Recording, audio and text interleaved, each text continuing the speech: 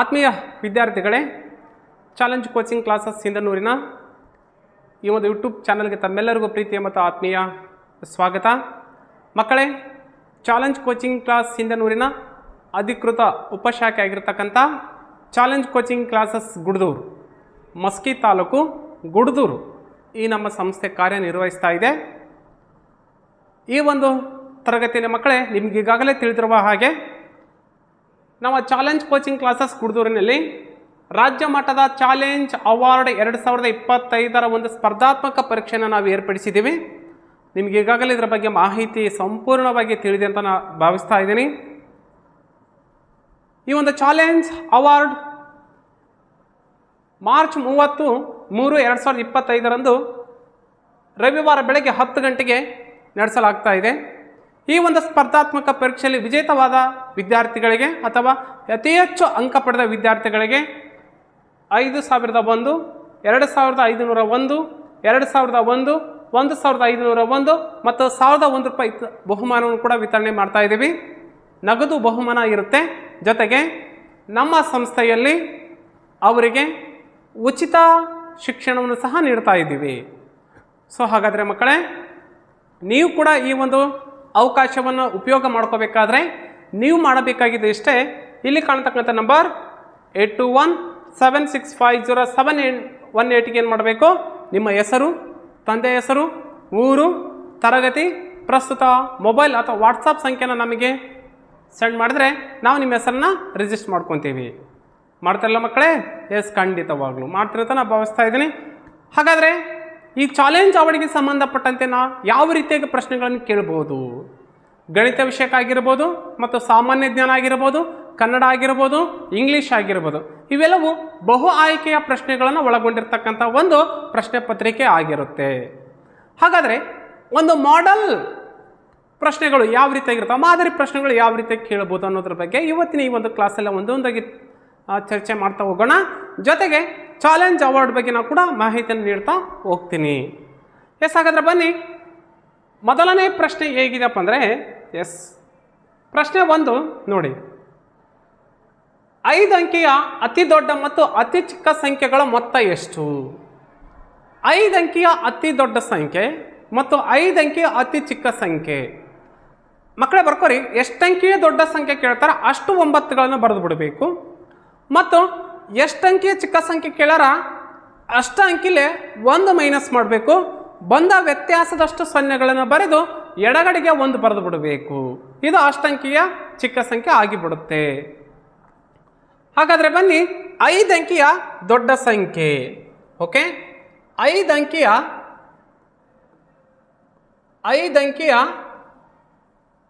ದೊಡ್ಡ ಸಂಖ್ಯೆ ಎಷ್ಟು? 5 ಅಂಕಿ ಕೇಳರಿಲ್ಲ, ಹಾಗಾದ್ರೆ 5 9ಗಳನ್ನು ಬರೆದು ಬಿಡಬೇಕು. 5 9ಗಳನ್ನು ಬರೆದು ಬಿಡಬೇಕು. ಮತ್ತೇನು ಕೇಳಿದಾರ? 5 ಅಂಕಿಯ ಚಿಕ್ಕ ಸಂಖ್ಯೆ ಅಂತ ಕೇಳಿದಾರ. ಹಾಗಾದ್ರೆ ಎಷ್ಟು ಅಂಕಿ ಚಿಕ್ಕ ಸಂಖ್ಯೆ ಕೇಳ್ಯಾರ? 5 ಅಂಕಿದು ಕೇಳ್ಯಾರ. ಹಾಗಾದ್ರೆ 5ರಲ್ಲಿ -1 ಮಾಡಬೇಕು. ಎಷ್ಟು ಉಳಿತು? 4 ಉಳಿತು. ಹಾಗಾದ್ರೆ 4 0 ಬರೆದು ಬಿಡಬೇಕು. ಎಡಗಡೆಗೆ 1 ಬರೆದು ಬಿಡಬೇಕು. ಹಾಗಾದ್ರೆ ಇದು 5 ಅಂಕಿಯ ಚಿಕ್ಕ ಸಂಖ್ಯೆ ಆಯ್ತು. ಅವ್ರೇನು ಕೇಳಿದಾರ? ಮೊತ್ತ ಕೇಳ್ಯಾರ. ಮೊತ್ತ ಅಂದ್ರೆ ಏನು ಮಾಡಬೇಕು? ಕೂಡಿಸ್ಬೇಕು. ಮೊತ್ತ ಅಂದ್ರೆ ಏನು ಮಾಡಬೇಕು? ಕೂಡಿಸ್ಬೇಕು, ಸಂಕಲನ ಮಾಡಬೇಕು. ಈಗ ಬನ್ನಿ, 9ಕ್ಕೆ 0 ಸೇರಿಸಿದ್ರೆ 9, 9ಕ್ಕೆ 0 9, 9ಕ್ಕೆ 0 9, 9ಕ್ಕೆ 0 9, 9 1 10. ಹಾಗಾದ್ರೆ ನೋಡಿ, ಎಸ್, ಎಷ್ಟು ಮೊತ್ತ ಹಾಗಾದ್ರೆ? ಎಸ್, ಬಿಡಿ 10 100 1000 10,000 ಲಕ್ಷ. 1,09,999 ಎಲ್ಲಿದೆ? ಎಸ್, ಇಲ್ಲಿದೆ ನೋಡಿ. 1,09,999 ಆಯ್ಕೆ 2 ರೈಟ್ ಆನ್ಸರ್. ಸೊ ಈ ರೀತಿಯಾಗಿ ದೊಡ್ಡ ಸಂಖ್ಯೆ ಮೇಲೆ ಮತ್ತು ಚಿಕ್ಕ ಸಂಖ್ಯೆಗಳ ಮೇಲೆ ಏನಾಗುತ್ತೆ ಮಕ್ಕಳೇ, ಪ್ರಶ್ನೆಗಳನ್ನು ಸಹ ಅಲ್ಲಿ ಚಾಲೆಂಜ್ ಅವಾರ್ಡ್ ಪರೀಕ್ಷೆ ಆಗಿರ್ಬೋದು ಅಥವಾ ಮುರಾರ್ಜಿ, ಅಳಿಕೆ, ಮುದ್ದನಹಳ್ಳಿ ಮತ್ತು ನವೋದಯ ಪ್ರವೇಶ ಪರೀಕ್ಷೆಗಳಾಗಿರ್ಬೋದು, ಜೊತೆಗೆ ಸೈನಿಕ ಪರೀಕ್ಷೆಯಲ್ಲೂ ಸಹ ಪ್ರವೇಶ ಪರೀಕ್ಷೆಯಲ್ಲೂ ಸಹ ಇದೇ ರೀತಿಯ ಪ್ರಶ್ನೆಗಳನ್ನು ಕೇಳಬಹುದು. ಸೊ ಹಾಗಾಗಿ ದೊಡ್ಡ ಸಂಖ್ಯೆ ಚಿಕ್ಕ ಸಂಖ್ಯೆ ಬಗ್ಗೆ ಬಹಳಷ್ಟು ಮಾಹಿತಿ ತಿಳ್ಕೊಳ್ಳೋದು ಒಳ್ಳೆಯದು. ಇಲ್ಲಿ ನೋಡಿ, ಇಲ್ಲೊಂದು ಪ್ರಶ್ನೆ ಇದೆ. ಸೊ ಇದು ಯಾವ ಒಂದು ಕ್ರಿಯೆಗೆ ಸಂಬಂಧಪಟ್ಟಿತ್ತು ಅಂದರೆ ಸಂಕಲನಕ್ಕೋ ಅಥವಾ ವ್ಯವಕಲನಕ್ಕೋ ಅಥವಾ ಗುಣಕಾರ ಅಥವಾ ಭಾಗಕಾರ ಕ್ರಿಯೆಗೆ ಯಾವುದಂತ ನೋಡೋಣ. ಒಂದು ಮನೆಯಲ್ಲಿನ 3 ಜನರ ಒಂದು ಮನೆ ಇದೆ. ಆ ಮನೆಯಲ್ಲಿ 3 ಜನ ಇದ್ದಾರೆ.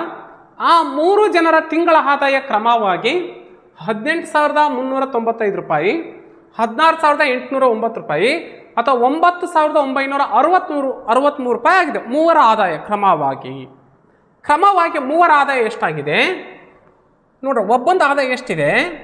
18,395 ರೂಪಾಯಿ. ಇದು ಮೊದಲನೇ ವ್ಯಕ್ತಿ ಆದಾಯ.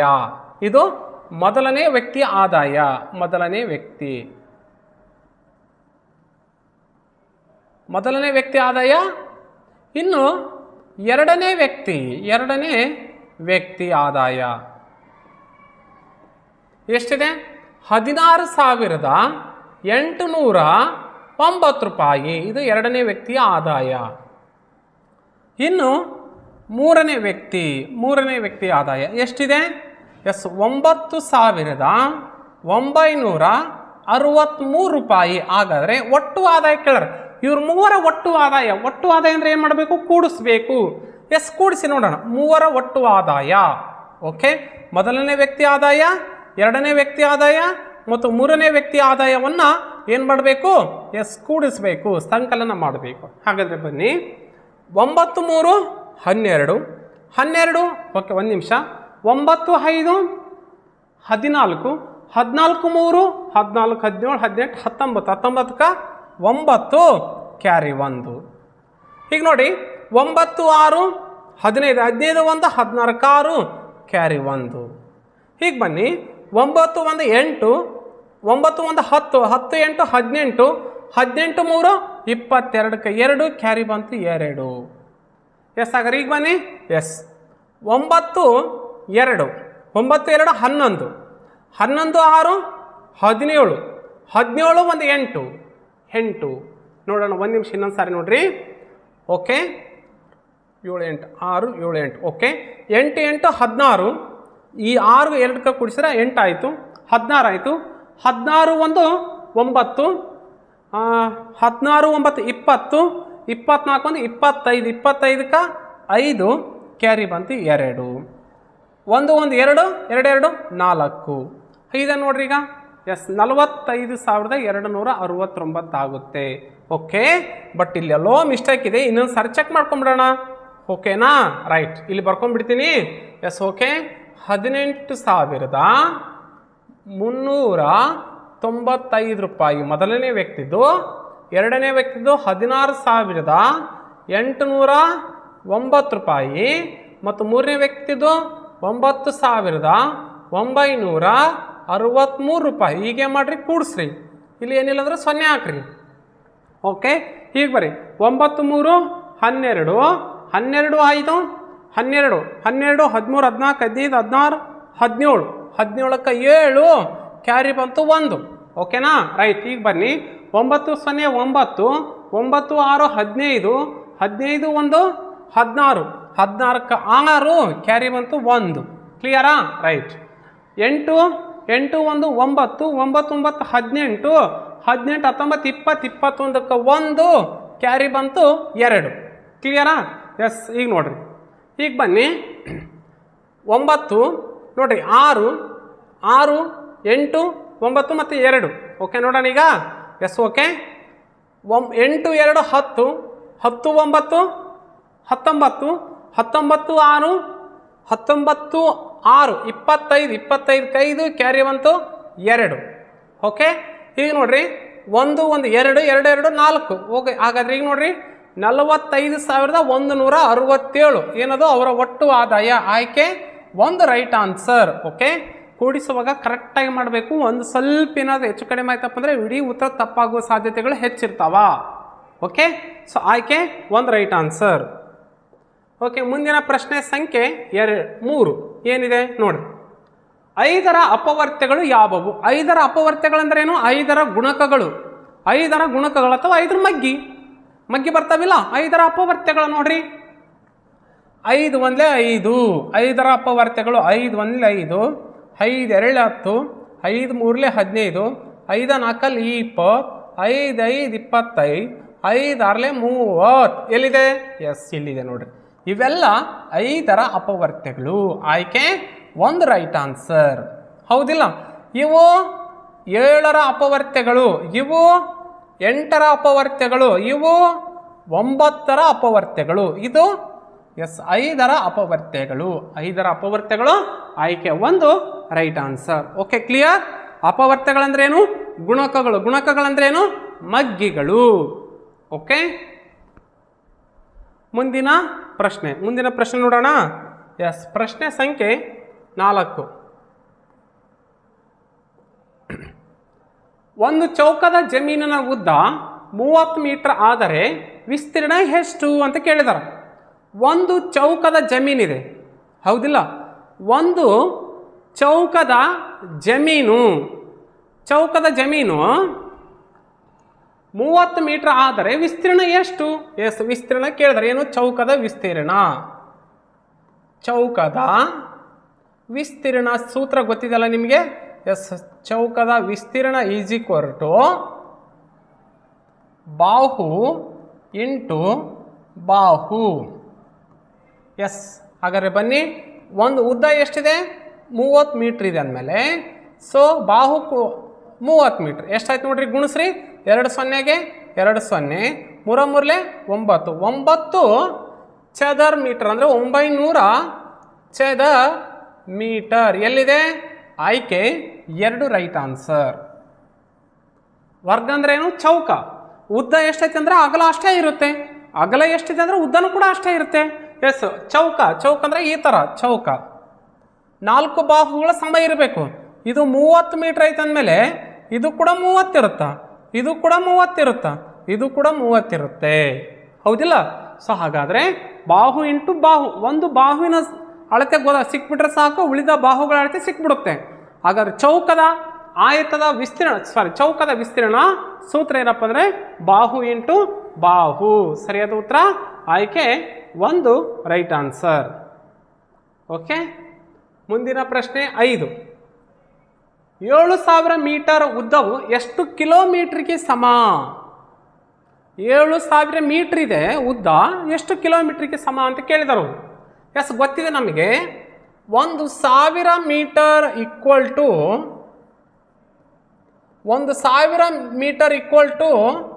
1 ಕಿಲೋಮೀಟರ್ ಆದರೆ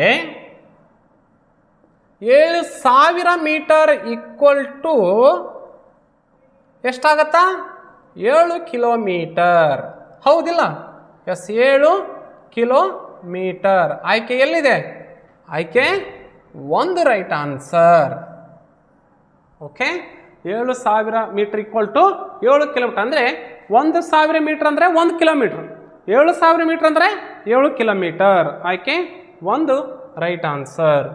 ಓಕೆ, ಎಸ್ ಮಕ್ಕಳೇ, ಈ ಚಾಲೆಂಜ್ ಅವಾರ್ಡ್, ಈ ಒಂದು ರಾಜ್ಯ ಮಟ್ಟದ ಚಾಲೆಂಜ್ ಅವಾರ್ಡ್ ಒಂದು ಸ್ಪರ್ಧಾತ್ಮಕ ಪರೀಕ್ಷೆಯನ್ನು ಗುರುದೂರಲ್ಲೇ ಏರ್ಪಡಿಸಿದ್ವಲ್ಲ, ಈ ಪರೀಕ್ಷೆಯಲ್ಲಿ ಗಮನಿಸಬೇಕಾದ ಅಂಶಗಳು ಏನಪ್ಪ ಅಂದರೆ, ಈ ಒಂದು ಪ್ರಶ್ನೆ ಪತ್ರಿಕೆ ಯಾವ ರೀತಿಯಾಗಿರ್ತಾರೆ, ಬಹು ಆಯ್ಕೆಯ ಪ್ರಶ್ನೆಗಳನ್ನು ಒಳಗೊಂಡಿರುತ್ತೆ. ಒಂದು ಪ್ರಶ್ನೆ ಕೊಟ್ಟಿರ್ತೀವಿ, 4 ಆಯ್ಕೆಗಳಿರ್ತವೆ, ಸರಿಯಾದ ಉತ್ತರವನ್ನು ಆಯ್ಕೆ ಮಾಡ್ಕೋಬೇಕು. ಇನ್ನು ಇದು ಪೇಪರ್ ಮತ್ತು ಪೆನ್ ಆಧಾರಿತ ಪರೀಕ್ಷೆಯಾಗಿದೆ. ಇದಕ್ಕೆ ಪೇಪರ್ ಮುಖಾಂತರ ನಾವು ಬರಿಬೋದು, ಪೆನ್ನನ್ನು ಬಳಕೆ ಮಾಡ್ತಿದ್ದಕ್ಕೆ. ಅಷ್ಟೇ ಅಲ್ಲ, ಇದಕ್ಕೆ ಪ್ರತಿ ಸರಿಯಾದ ಉತ್ತರಕ್ಕೆ 1 ಅಂಕ ಇರುತ್ತದೆ. ತಪ್ಪಾದ ಅಂಕಕ್ಕೆ ಯಾವುದೇ ರೀತಿ ಇಲ್ಲಿ ನೋಡ ಋಣಾತ್ಮಕ ಅಂಕಗಳು ಸಹ ಅಲ್ಲಿ ಇರುವುದಿಲ್ಲ. ಪ್ರಶ್ನೆ ಪತ್ರಿಕೆ ದ್ವಿಭಾಷೆಯಲ್ಲಿರುತ್ತೆ, ಕನ್ನಡ ಮತ್ತು ಇಂಗ್ಲೀಷ್ 2 ವರ್ಷನಲ್ಲಿ ಇರುತ್ತೆ. ಲ್ಯಾಂಗ್ವೇಜ್ ಅಷ್ಟೇ ಕನ್ನಡದಲ್ಲಿ ಇರುತ್ತೆ, ಉಳಿದೆಲ್ಲ ಕನ್ನಡ ಮತ್ತು ಇಂಗ್ಲೀಷಲ್ಲಿ ಸಾಮಾನ್ಯ ಜ್ಞಾನ ಆಗಿರ್ಬೋದು, ಗಣಿತ ಆಗಿರ್ಬೋದು, ಕನ್ನಡ ಮತ್ತು ಇಂಗ್ಲೀಷಲ್ಲಿ ಇರುತ್ತೆ. ಸೊ ಒಟ್ಟು ಸಮಯ ಎಷ್ಟಪ್ಪ ಅಂದರೆ 1 ಗಂಟೆ ಅವಧಿ ಇರುತ್ತೆ. ಸೊ ಹಾಗಾದರೆ ಮಕ್ಕಳು, ಈ ಒಂದು ಸ್ಪರ್ಧಾತ್ಮಕ ಪರೀಕ್ಷೆಗೆ ನೀವು ಕೂಡ ಭಾಗವಹಿಸಬೇಕಾದ್ರೆ ಏನು ಮಾಡ್ಬೇಕಂದ್ರೆ, ಇಲ್ಲಿ ಕಾಂಟ್ಯಾಕ್ಟ್ ನಂಬರ್ ಇದೆಯಲ್ಲ, ಈ ನಂಬರ್ ನೋಟ್ ಮಾಡ್ಕೊರಿ. 8217650718ಗೆ ಏನು ಮಾಡ್ಬೋದು, ನಿಮ್ಮ ಹೆಸರು, ತಂದೆ ಹೆಸರು ಮತ್ತು ವಿಳಾಸವನ್ನು ಕಳುಹಿಸೋದ್ರ ಮುಖಾಂತರ ನೀವು ರಿಜಿಸ್ಟರ್ ಮಾಡ್ಕೊಂಡು ಈ ಪರೀಕ್ಷೆಗೆ ಹಾಜರಾಗ್ಬೋದು. ಎಸ್, ಹಾಗಾದರೆ ಈ ಪರೀಕ್ಷೆ ಯಾವಾಗ ನಡೀತಾ ಇದೆಪ್ಪ ಅಂದರೆ, ಇಲ್ಲಿದೆ ನೋಡಿ, 30/3/2025 ಅಂದರೆ 30 ಭಾನುವಾರ ಆ ಒಂದು ಸ್ಪರ್ಧಾತ್ಮಕ ಪರೀಕ್ಷೆ ನಡೀತಾ ಇದೆ. ಸೊ ಖಂಡಿತವಾಗ್ಲೂ ಎಲ್ಲ ಮಕ್ಕಳು ಈ ಒಂದು ಪರೀಕ್ಷೆಯಲ್ಲಿ ಭಾಗವಹಿಸಿ ಬಹುಮಾನ ಗೆಲ್ಲಿ ಉಚಿತ ಪ್ರವೇಶವನ್ನು ಪಡೆದುಕೊಳ್ಳಿ ಅನ್ನೋದು ನಮ್ಮ ಅನಿಸಿಕೆ. ಖಂಡಿತವಾಗ್ಲೂ ಭಾಗವಹಿಸ್ತಾರಲ್ಲ? ಎಸ್, ಭಾಗವಹಿಸ್ತಾ ಇದ್ರೆ ಅಂತ ಅನ್ಕೊಂತ ಮುಂದಿನ ಪ್ರಶ್ನೆ. ಎಸ್, ಬನ್ನಿ, ಈಗ ಸಾಮಾನ್ಯ ಜ್ಞಾನಕ್ಕೆ ಸಂಬಂಧಪಟ್ಟಂತೆ ಯಾವ ರೀತಿಯ ಪ್ರಶ್ನೆಗಳನ್ನು ಕೇಳ್ತಾರ ಅನ್ನೋದ್ರ ಬಗ್ಗೆ ನೋಡೋಣ. ಆಲದ ಮರದ ಜೀವಿತಾವಧಿ, ಸರಾಸರಿ ಜೀವಿತಾವಧಿ. ಪ್ರತಿಯೊಂದು ಪ್ರಾಣಿಯು ಇಷ್ಟೇ ಅದರ ತನ್ನ ಜೀವಿತಾವಧಿಯನ್ನು ಒಳಗೊಂಡಿರುತ್ತೆ ಅಂತ ಕೇಳ್ತೀವಿ. ಹಾಗಾದರೆ ಆಲದ ಮರದ ಜೀವಿತಾವಧಿ ಎಷ್ಟಪ್ಪ ಅಂದರೆ 400 ವರ್ಷನ, 150 ವರ್ಷನ, 70 ವರ್ಷನ, 20 ವರ್ಷನ? ಎಸ್, ಬನ್ನಿ ನೋಡ್ರಿ, 20 ವರ್ಷದ ಜೀವಿತಾವಧಿ ಹೊಂದಿರತಕ್ಕಂಥ ಪ್ರಾಣಿ ಯಾವುದಪ್ಪ ಅಂದರೆ ರಣಹದ್ದು ಅಥವಾ ಆಕಳು, ಹಸು. ಹಸು 20 ವರ್ಷ ಹೊಂದಿರುತ್ತೆ. 70 ವರ್ಷ ಹೊಂದಿದ್ದು 70 ಆನೆ. ಆನೆ 70 ವರ್ಷ ಜೀವಿತಾವಧಿ ಹೊಂದಿರುತ್ತೆ. 150 ವರ್ಷ ಆಮೆ. ಆಮೆಯ ಜೀವಿತಾವಧಿ 150 ವರ್ಷ. 400 ವರ್ಷ ಆಲದ ಮರ. ಆಲದ ಮರದ ಜೀವಿತಾವಧಿ 400 ವರ್ಷ. ಸೊ ಹಾಗಾದರೆ ಆಯ್ಕೆ 1 ರೈಟ್ ಆನ್ಸರ್. ಆಲದ ಮರದ ಜೀವಿತಾವಧಿ ಎಷ್ಟು? 400 ವರ್ಷಗಳು. ಮನುಷ್ಯನ ಜೀವಿತಾವಧಿ 70ರಿಂದ 80 ವರ್ಷ. ರಣಹದ್ದು ಮತ್ತು ಆಕಳದು 20 ವರ್ಷ. Okay, yes. ಮುಂದಿನ ಪ್ರಶ್ನೆ ಜಿಕೆದಲ್ಲಿ ನೋಡೋಣ. ಎಸ್, ಪ್ರಶ್ನೆ ಸಂಖ್ಯೆ 7. ಒಂದೇ ಕೃಷಿ ಜಮೀನಿನಲ್ಲಿ ವರ್ಷವೊಂದಕ್ಕೆ 2 ಮತ್ತು 3 ಬೆಳೆಗಳನ್ನು ಬೆಳೆಯುವುದು ಡ್ಯಾಶ್ ಬೇಸಾಯವಾಗಿದೆ. ಒಂದು ಕೃಷಿ ಜಮೀನಿದೆ. ಆ ಕೃಷಿ ಜಮೀನಿನಲ್ಲಿ ಒಂದು ವರ್ಷಕ್ಕೆ 2ರಿಂದ 3 ಬೆಳೆಗಳನ್ನು ಬೆಳೀತಾ ಇದ್ದೀವಿ. ಹಾಗಾದರೆ ಆ ಒಂದು ಬೆಳೆ ಬೆಳಿತೀವಲ್ಲ, ಆ ಒಂದು ಕೃಷಿಗೆ, ಆ ಒಂದು ಬೇಸಾಯಕ್ಕೆ ನಾವು ಏನಂತ ಕರಿತೀವಪ್ಪ ಅಂದರೆ ನೋಡ್ರಿ, ಶುಷ್ಕ ಬೇಸಾಯ, ಸಾಂದ್ರ ಬೇಸಾಯ, ಕೃಷಿ ಬೇಸಾಯ, ಮಿಶ್ರ ಬೇಸಾಯ ಅಂತ ಕರಿತೀವಿ. ವ್ಯವಸಾಯ ಮಾಡೋದಕ್ಕೆ ನಾವು ಕೃಷಿ ಅಂತ ಕರಿತೀವಿ, ಹೌದಿಲ್ಲ? ವ್ಯವಸಾಯ ಮಾಡೋದಕ್ಕೆ ಕೃಷಿ ಅಂತ ಕರಿತೀವಿ, ಬೇಸಾಯ ಮಾಡೋದಕ್ಕೆ ಕೃಷಿ ಅಂತ ಕರಿತೀವಿ. ಸೊ ಹಾಗಾದರೆ ಆಯ್ಕೆ 3 ಆಗೋದಿಲ್ಲ, ಹೌದಿಲ್ಲ? ಸೊ ಆಯ್ಕೆ 3 ಆಗೋದಿಲ್ಲ, ಕ್ಯಾನ್ಸಲ್. ಆಯ್ಕೆ 3 ಕ್ಯಾನ್ಸಲ್ ಆಗೋದಿಲ್ಲ. ಹಾಗಾದರೆ ಸಾಂದ್ರ ಬೇಸಾಯ ಮತ್ತು ಶುಷ್ಕ ಬೇಸಾಯ, ಮಿಶ್ರ ಬೇಸಾಯ. ಸೊ ಸಾಂದ್ರ ಬೇಸಾಯ ಅಂದರೆ ಒಂದು ಜಮೀನಿನಲ್ಲಿ 2ರಿಂದ ಅಥವಾ 3 ಬೆಳೆಗಳನ್ನು ಬೆಳೆಯೋದಕ್ಕೆ ನಾವೇನಂತೀವಿ? ಸಾಂದ್ರ ಬೇಸಾಯ ಅಂತ ಕರಿತೀವಿ. ಆಯ್ಕೆ 2 ರೈಟ್ ಆನ್ಸರ್. ಶುಷ್ಕ ಅಂದರೆ ಮಳೆ ಆಧಾರಿತ ಬೇಸಾಯಕ್ಕೆ ನಾವು ಶುಷ್ಕ ಬೇಸಾಯ ಅಂತ ಕರಿತೀವಿ. ಶುಷ್ಕ ಬೇಸಾಯ ಅಥವಾ ಶುಷ್ಕ ಬೇಸಾಯ. ಮಳೆ ಆಧಾರಿತ ಬೇಸಾಯಕ್ಕೆ ನಾವು ಶುಷ್ಕ ಬೇಸಾಯ ಅಂತ ಕರಿತೀವಿ. ಇನ್ನು ಮಿಶ್ರ ಬೇಸಾಯ ಅಂದರೆ ವ್ಯವಸಾಯ ಮತ್ತು ಕೃಷಿಯನ್ನು ಮಾಡುವುದರ ಜೊತೆಗೆ ದನ, ಕರು, ಹಸು, ಮೀನುಗಾರಿಕೆ, ಪಶು ಸಂಗೋಪನೆ, ಬೇರೆ ಬೇರೆ ಒಂದು ಉದ್ಯೋಗದಲ್ಲಿ ತೊಡಗಿದ್ರೆ ಅದಕ್ಕೆ ನಾವು ಮಿಶ್ರ ಬೇಸಾಯ ಅಂತ ಕರಿತೀವಿ. ಕೃಷಿ ಜೊತೆಗೆ ಹೈನುಗಾರಿಕೆ, ಪಶು ಸಂಗೋಪನೆ, ಮೀನುಗಾರಿಕೆ ಇಂಥ ಕೆಲಸವನ್ನು ಮಾಡ್ತಾ ಇದ್ರೆ ಅದಕ್ಕೆ ಮಿಶ್ರ ಬೇಸಾಯ ಅಂತ ಕರಿತೀವಿ. ಸೊ ಒಂದು ಬೆಳೆನ ಬೆಳೆಯೋದಕ್ಕೆ ನಾವು ಕೃಷಿ ಅಂತ ಕರಿತೀವಿ. ಶುಷ್ಕ ಬೇಸಾಯ ಅಂದರೆ ಮಳೆ ಆಧಾರಿತ ಬೇಸಾಯ. ಸಾಂದ್ರ ಬೇಸಾಯ ಅಂದರೆ ಒಂದೇ ಕೃಷಿ ಜಮೀನಿನಲ್ಲಿ ವರ್ಷ ಒಂದಕ್ಕೆ 2 ಮತ್ತು 3 ಬೆಳೆಗಳನ್ನು ಬೆಳೆಯುವ ಬೇಸಾಯಕ್ಕೆ ನಾವೇನಂತೀವಿ? ಸಾಂದ್ರ ಬೇಸಾಯ ಅಂತ ಕರಿತೀವಿ. Okay, yes. ಪ್ರಶ್ನೆ ಸಂಖ್ಯೆ 8 ಏನಿದೆ ನೋಡಿ. ಶಾಲಾ ಮಕ್ಕಳಿಗೆ ಹಾಲು ನೀಡುವ ಯೋಜನೆಗೆ ಏನಂತ ಕರಿತೀವಿ? ಇವತ್ತು ನಮ್ಮ ಕರ್ನಾಟಕ ಸರ್ಕಾರ ಶಾಲಾ ಮಕ್ಕಳಿಗೆ ಏನು ಮಾಡ್ತಾ ಇದೆ? ವಾರದ 3 ದಿನ ಹಾಲು ಕೊಡಬೇಕು ಅಂತ ಕೊಟ್ಟಿದೆ, ಒಂದು ಯೋಜನೆ ಕೊಟ್ಟಿದೆ. ಆ ಯೋಜನೆ ಹೆಸರು ಏನಪ್ಪ ಅಂದರೆ ಕ್ಷೀರಭಾಗ್ಯ, ನ್ಯಾಯಬೆಲೆ, ಸಿರಿಧಾನ್ಯ, ಅಕ್ಷರ ದಾಸೋಹ. ಎಸ್, ಕ್ಷೀರಭಾಗ್ಯ ಯೋಜನೆ. ಶಾಲಾ ಮಕ್ಕಳಿಗೆ ವಾರದ 3 ದಿನ ಹಾಲು ಕೊಡ್ತಾ ಅದು ಕ್ಷೀರಭಾಗ್ಯ. ನ್ಯಾಯಬೆಲೆ ಅಂಗಡಿ ಅಂದರೆ ಪಡಿತರ ಅಂಗಡಿ ಅಂತ ಬರ್ತವೆ. ನ್ಯಾಯಬೆಲೆ ಅಂದರೆ ಗ್ರಾಮೀಣ ಪ್ರದೇಶದಲ್ಲಿ ಯೋಗ್ಯ ಬೆಲೆಯ ದರದಲ್ಲಿ ಗ್ರಾಮೀಣ ಪ್ರದೇಶದ ಬಡತನದವರಿಗೆ ಒಂದು ರೇಷನ್ ಕೊಡುವುದಕ್ಕೆ ನಾವು ನ್ಯಾಯಬೆಲೆ ಅಂಗಡಿ ಅಂತ ಕರಿತೀವಿ. ಸಿರಿಧಾನ್ಯಗಳು ಬರಗಾಲದ ಮಿತ್ರಗಳು ಅಂತ ಕರಿತೀವಿ. ಸಜ್ಜಿ, ಜೋಳ, ರಾಗಿ, ನವಣಿ ಇಂಥವೆಲ್ಲ ಸಿರಿಧಾನ್ಯಗಳು ಅಂತ ಕರಿತೀವಿ. ಇವಕ್ಕೆ ಮತ್ತೆ ಬರಗಾಲದ ಮಿತ್ರರು ಅಂತ ಕರಿತೀವಿ. ಅಕ್ಷರ ದಾಸೋಹ ಅಂದ್ರೇನು? ಅಕ್ಷರವನ್ನು ಕಲಿಸುವುದು, ಅಕ್ಷರಗಳ ಒಂದು ದಾಸೋಹನೇ ನಡೆಸುವ ಕ್ರಿಯೆಗೆ ನಾವು ಕರಿತೀವಿ. ಓಕೆ, ಆಯ್ಕೆ 1 ರೈಟ್ ಆನ್ಸರ್. ಇನ್ನು ಸಾಂದ್ರತೆಯ ಅಂತಾರಾಷ್ಟ್ರೀಯ ಮಾನ ಯಾವುದು? ಕಿಲೋಗ್ರಾಮ್. Yes, kilogram. ಸಾಂದ್ರತೆ ಅಂತಾರಾಷ್ಟ್ರೀಯ ಮಾನ ಕಿಲೋಗ್ರಾಮ್, ಇದು ಎಲ್ರಿಗೂ ಗೊತ್ತು. ದ್ರವ್ಯದ 4ನೇ ಸ್ಥಿತಿ ಪ್ಲಾಸ್ಮಾ. ಘನದಿಂದ ಅನಿಲಕ್ಕೆ ಪರಿವರ್ತನೆ ಆಗುವ ಕ್ರಿಯೆಗೆ ಉತ್ಪತನ. ಪ್ಲವನತೆ ಅಂದ್ರೇನು? ಮೇಲ್ಮುಖವಾಗಿ ತಳ್ಳುವುದಕ್ಕೆ ನಾವು ಪ್ಲವನತೆ ಅಂತ ಕರಿತೀವಿ. ಮೇಲ್ಮುಖ ತಳ್ಳುವಿಕೆಗೆ ಪ್ಲವನತೆ ಅಂತ ಕರಿತೀವಿ. ಸೊ ಘನದಿಂದ ಅನಿಲ ಸ್ಥಿತಿಗೆ ಪರಿವರ್ತನೆ ಆಗೋದಕ್ಕೆ ಉತ್ಪತನ. ದ್ರವದ 4ನೇ ಸ್ಥಿತಿ ಪ್ಲಾಸ್ಮಾ. Okay, right. ದ್ರವ್ಯದ 4ನೇ ಸ್ಥಿತಿ, ದ್ರವದಲ್ಲ, ದ್ರವ್ಯದ 4ನೇ ಸ್ಥಿತಿ ಪ್ಲಾಸ್ಮಾ. ನೋಡ್ರಿ, ಸಾಗರದ ಅಲೆಗಳಿಂದ ಉತ್ಪತ್ತಿಯಾದ ಶಕ್ತಿಗೆ ಏನಂತ ಕರಿತೀವಿ? ಸಾಗರದ ಅಲೆಗಳಿಂದ ಉತ್ಪತ್ತಿಯಾಗುವ ಶಕ್ತಿ ಏನಪ್ಪ? ಸಮುದ್ರದ ಅಲೆಗಳ ಮುಖಾಂತರ ಉತ್ಪತ್ತನೆ ಒಂದು ಶಕ್ತಿ ಉತ್ಪಾದನೆ ಮಾಡ್ತಿದ್ದೀವಿ ಅದು ಯಾವುದು? ಸ್ನಾಯು ಶಕ್ತಿ, ಮನುಷ್ಯನ ಕೈ ಕಾಲು ನಡೆದಾಡುವ ಕ್ರಿಯೆಯನ್ನು ಸ್ನಾಯು ಶಕ್ತಿ ಬಳಕೆ ಮಾಡಿಕೊಳ್ತೀವಿ. ಸೊ ಹಾಗಾಗಿ ಆಪ್ಷನ್ 1 ಕ್ಯಾನ್ಸಲ್. ಇನ್ನು ಯಾಂತ್ರಿಕ ಶಕ್ತಿ, ಪ್ರಚನ ಶಕ್ತಿ ಮತ್ತು ಚಲನ ಶಕ್ತಿಗಳ ಒಟ್ಟು ಮೊತ್ತಕ್ಕೆ ನಾವು ಯಾಂತ್ರಿಕ ಶಕ್ತಿ ಅಂತ ಕರಿತೀವಿ. ಪ್ರಚನ ಶಕ್ತಿ ಮತ್ತು ಚಲನ ಶಕ್ತಿಗಳ ಒಟ್ಟು ಮೊತ್ತಕ್ಕೆ ನಾವೇನಂತೀವಿ? ಯಾಂತ್ರಿಕ ಶಕ್ತಿ ಅಂತ ಕರಿತೀವಿ. So option 3 cancel. ಪ್ರಚನ ಶಕ್ತಿ ಆಣೆಕಟ್ಟಿನಲ್ಲಿ ಸಂಗ್ರಹವಾದ ನೀರು, ಇದು ಪ್ರಚನ ಶಕ್ತಿಗೆ ಉದಾಹರಣೆ. ಸೊ ಹಾಗಾದರೆ ಆಯ್ಕೆ 4 ಕೂಡ ಕ್ಯಾನ್ಸಲ್.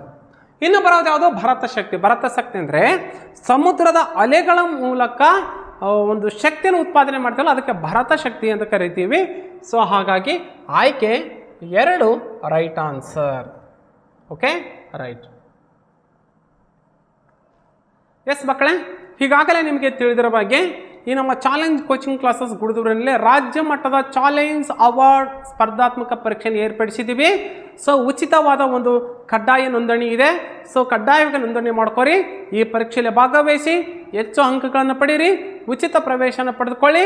ಇದು ಪ್ರಸ್ತುತ 4 ಮತ್ತು 3ನೇ ತರಗತಿ ವಿದ್ಯಾರ್ಥಿಗಳಿಗಾಗಿ ಮಾತ್ರ ಈ ಒಂದು ಪರೀಕ್ಷೆಯನ್ನು ಏರ್ಪಡಿಸಿದ್ದೀವಿ.